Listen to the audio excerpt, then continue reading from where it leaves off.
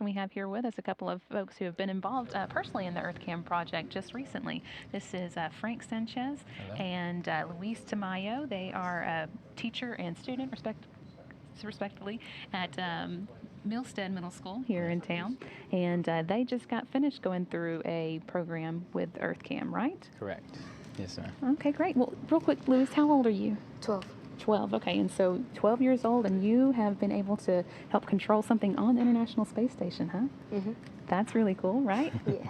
Well, what did you like about that? Well, I like that it's all controlled by students instead of being more like less students. We can control more, and it feels like having the power. So how does it work? Well, basically, we go online and reserve a mission time, and it goes through an application process. And when the mission is going on, we're allowed to send in a target sheet, which coordinates different areas that we're used to or we would like to see from the International Space Station. Okay. And obviously, we were in with about 150 other schools, and they were all over the world. So that was fascinating, obviously, one of the drives, and we were really excited about that. So how did it work for you, Luis? Did you get together with your classmates and talk about what you want to take a picture of, or? Yeah. Oh well, we were kind of like in a group deciding on what we wanted to take pictures of, and then we finally decided on what to take. How did you decide? What did you talk about? Well, we're like, or Landform. like, we were talking more like adolescent talk, like, oh, this is cool, this is not cool, this is cool, this is not cool. Well, I think we actually have some of your photos here Right. that we can show that y'all were involved in picking out.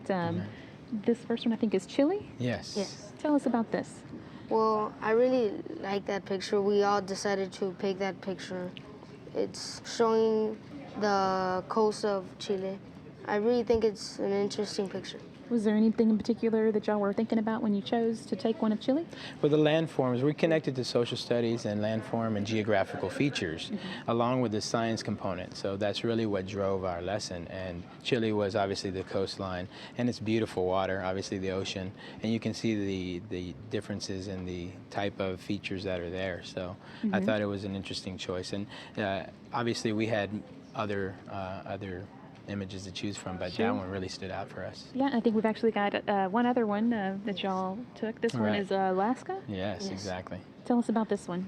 Well, Alaska, it's kind of special because it's in Canada, but it's part of U.S. Right. So it's some people got it confused with other places, but I was like, it's Alaska, and I really wanted to get a special picture. Yeah.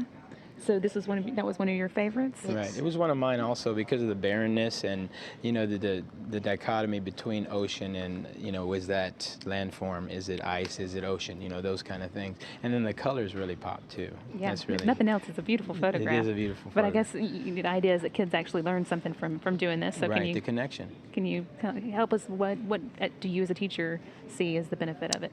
Definitely. Well, I was part of the middle school aerospace scholars for 2 years, last year as well. And this is really how we got started with EarthKAM. Dr. Sally Ride, her vision was, of course, to involve the students, especially here in America, to really take part in what's going on at the International Space Station and just in space in general. So I figured what would be a better way to, other than connecting it directly to the International Space Station, how as a teacher can we drive that and drive our lessons?